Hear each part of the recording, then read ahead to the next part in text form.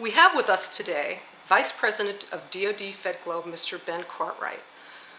DOD FED GLOBE is an organization that advocates for and educates about lesbian, gay, bisexual, transgender employees of the Department of Defense, past and present, military, civilian, and aligned corporations. Hi, Ben. Hi, Lisa. Can you tell us why you've become a board member of DOD FED GLOBE? Yeah, when I first learned about the organization, I was actually immediately drawn to this organization. I wanted to be a part of DOD FED GLOBE because I was affected by the issues that DOD FED GLOBE was trying to tackle firsthand in two ways. Not only was I a civilian employee of the Department of Defense for a short period of time, I also was in a relationship with an enlisted military member for about 5 years. So I saw firsthand the atrocities of Don't Ask, Don't Tell and the hostile environment that exists within the Department of Defense civilian side, and I wanted to work to change that. And you were also in a movie about being a partner of a gay service member. Can you talk a little bit about that? Absolutely. There was a film, there's a documentary series called In Their Boots. And this documentary series, I think it airs monthly, but what they do is they follow a different issue that military members face. And usually they follow the life of a military member, be it they were an amputated military member or a military member that's in poverty. Various issues like that are tackled. They decided in season 2 of the series that they wanted to tackle the Don't Ask, Don't Tell issue. They wanted to get a little more political, and they called the episode Silent Partners. I think it was episode 3 within season 2, and it followed the life. It was the first and only episode that followed the lives of partners of military members. Usually they follow the military members. They told the stories of 3 of us. One's in Ohio, I'm here in San Diego, and one was, I don't know, somewhere else in DC or something. And they followed our lives.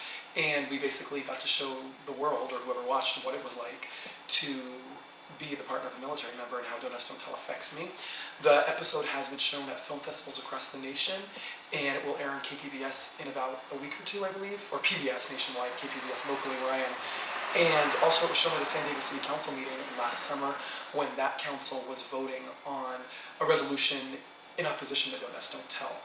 And City Council member Carl DeMaio brought that video to the council, and he thought it would really tear at the heartstrings of the council and the public, and it did. There wasn't a dry eye in the House that day, and the council did vote to approve a resolution in opposition to Don't Ask, Don't Tell.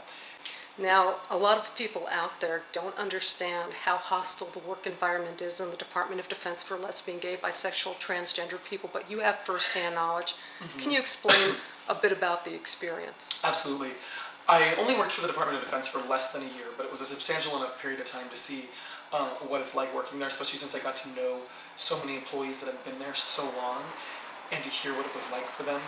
The first thing that I learned was that me being me wasn't necessarily the most welcome thing that was possible.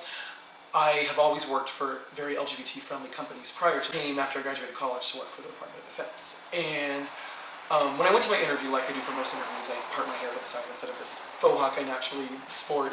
And, I wore a tie and all that stuff. But that's not normally how I like to go to work. I like to do my hair like this. And I do like to dress professionally, but not with a tie and the full stuffiness. So the day I started, I had the hair up like this, and I went back to my normal self. I got some stares from, and not nice stares, or not the stares I'm used to where people are attracted to me, but not some very nice stares. So that was the first thing I experienced. I thought it was funny. I got jokes from coworkers about my hair touching the ceiling, but they weren't said in a nice way, and I could tell they were mocking me and not just joking that I have tall hair. And then I started to meet gay people that worked for the Department of Defense, but they weren't open. They were shocked that I was that comfortable being where I was, and to me it's like, I'm just me, that's what I've always done. I'm not going to work anywhere that doesn't support me, and if I would have ever been told I couldn't be a certain way, I would have walked out the door that instant. I ran into so many different gay men that worked on that installation that would tell me, Ben, I cannot believe you're so comfortable being here. I've worked here 25, 30 years.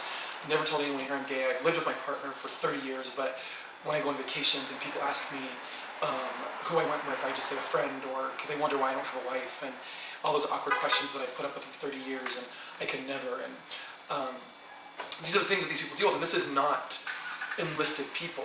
These are people that are working for, as civilians, many of them represented by unions, that have the right to be gay. They can't technically be fired for being gay because there was President Clinton passed an order, but they're just not comfortable, and the environment is not conducive to being gay. I also, to add a twist to that, I worked in human resources, which is supposed to be the area where you go to deal with any of your grievances. The one thing that was never trained to me, and I went through all the training, I made it through all the training, we never talked about anything LGBT. We talked about all the protections, and we have to make sure that this minority group and that minority group is dealt with in a certain manner, and that we support and appreciate this and that. Never did they even consider or mention LGBT individuals in any of that training. And I did ask the question once, because we're sitting in training talking about, if, say, an African-American person came to us and complained about discrimination, what would you do? And if this person and that person, if a disabled person, but then I asked, well, what if an LGBT person came? And it was no question that I was LGBT, everyone knew. And it was said, well, it was kind of brushed over, the woman got very nervous, and she gave me a very, I can't remember, but a very canned answer that, well, we treat all people the same, and then got nervous and moved on to the next. But they don't treat all people the same. And I was lucky to work in a department with about 6 people that were friendly, but everyone else around me was not. And especially when I had to interact with officers who were, officers of the military and did not understand that when they deal with civilian, some officers supervise civilian employees, and they don't get it. The don't ask, don't tell does not apply to their civilian employees, but to them it does, and that's not right. Human resources is really the most lax area for people to work at in the entire military. So for you to have gone through that, it's amazing. And you know that I'm openly gay and I still work for them.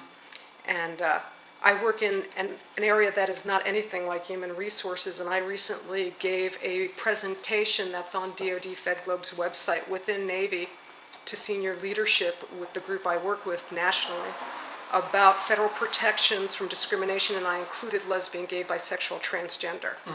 How rare is it to do what I've done?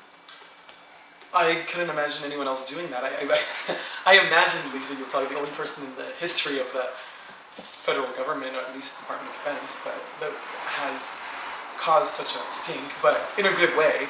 And I'm sure your superiors are quite flustered with you, and luckily you have your rank, seniority, and your brilliance and your special qualifications that no one ever, there were tons of gay employees and nobody ever came to talk about claims of harassment of LGBT issues, and I know it was happening.